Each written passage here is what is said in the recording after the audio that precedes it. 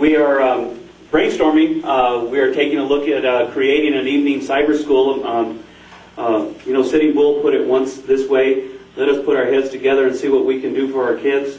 Okay, we want to do that, and I'm going to close early, and I'm not going to close early because at the end, what I will challenge us to do as a group of individuals is do exactly that. Sit down at some point in a work session, get down to the down and dirty, roll up our sleeves, and see what we can do for our kids. Because I'm hoping these are the first elements of something that'll set a lead, definitely in our state, but nationwide. You know, that we can say we have something to try to meet needs of kids that no one else does, or if they do, we're going to do it better. Okay, so we're looking at starting evening cyber school. This is, for us, we have kids that don't fit. They don't fit in if for nothing else, the cattle herding approach of you got to go to first hour, second hour, third hour, fourth hour, fifth hour. They don't fit in a day schedule, whatever it is. So what we're going to do is identify them. Some of them may be discipline problems. You know, they're just, maybe you've had 20 or 30 referrals or 10 referrals, whatever it is. Let's try something different. Okay, suspension's not working, ISS is not working, detention's not working. Maybe we need to try a different learning style, a different challenge. So that's the idea behind the cyber school, to be able to work with these children in a different manner and getting a person there who is good at working with these people and wants to make sure they succeed. Okay, when we get kids in here, this is kind of like a no-fail situation. We don't want them to fail.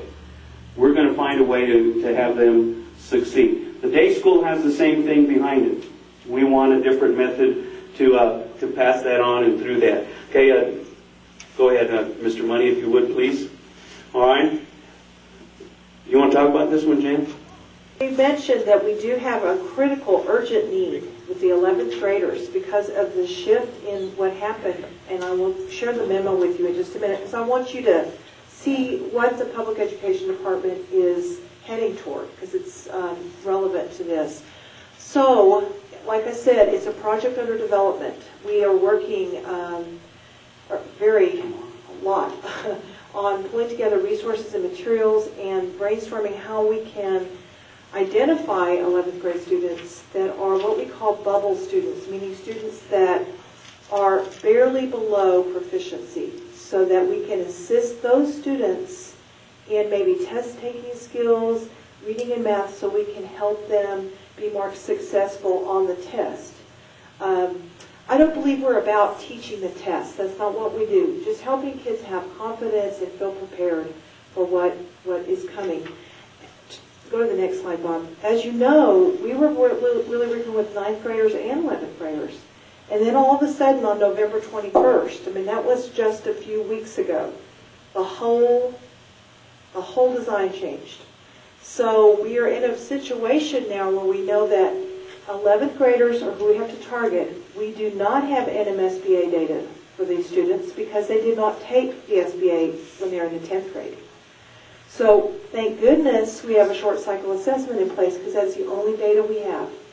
And I can tell you that there are districts that don't have a short cycle assessment in place. We're very fortunate. Thank you that we were able to put that together this year.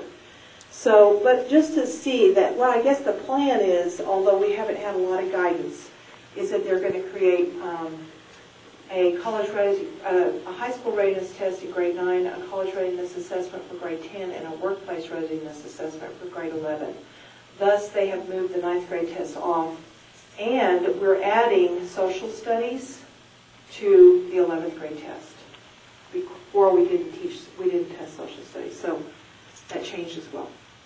So that's a new challenge for us, and we've got some good ideas, and we'll keep you posted on what we're doing, and hopefully maybe y'all can help us think of new things to do. I think we definitely need to start sitting down and having work sessions.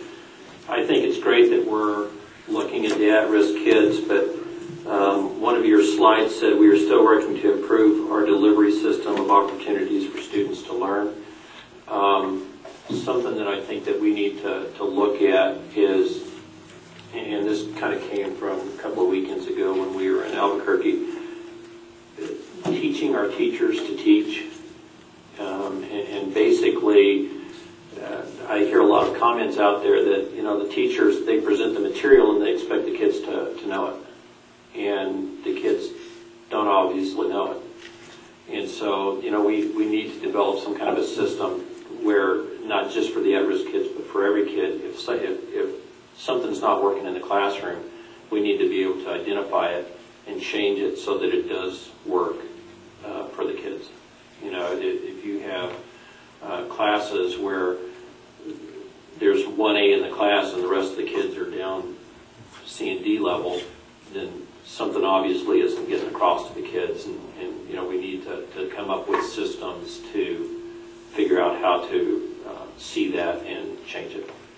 The second question I have is, and I'm sure there's probably a reason for it, I noticed on your math transition program, trigonometry is not involved in that. Is there a reason for that?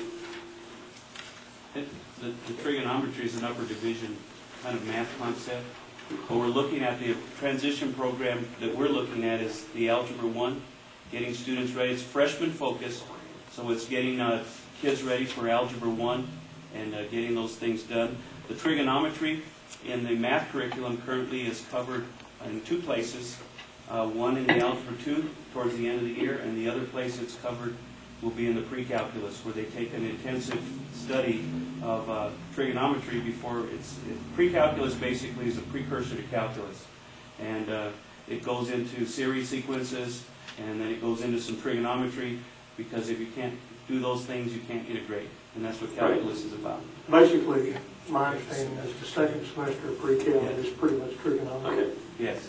And that's what I was thinking, because it had pre-cal and then it had calculus, and I didn't figure out how they were going to do the calculus without the trigonometry, but that makes sense. And Ray would probably have said this, but we're even looking at some sort of senior math for next year.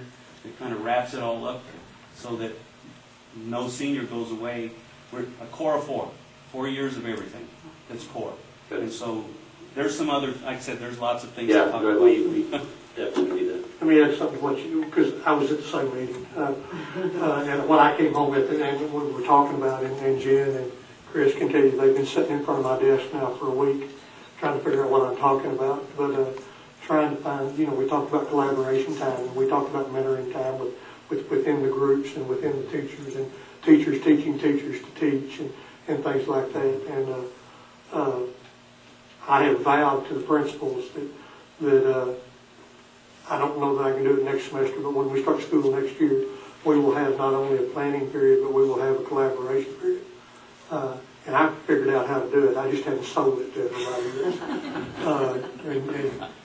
And Chris brought me all the numbers and watched me crunch numbers today, as a matter of fact, and thought I was enjoying the math too much and got up and left. But we are going to do that, and it's going to happen, and we're going to do it.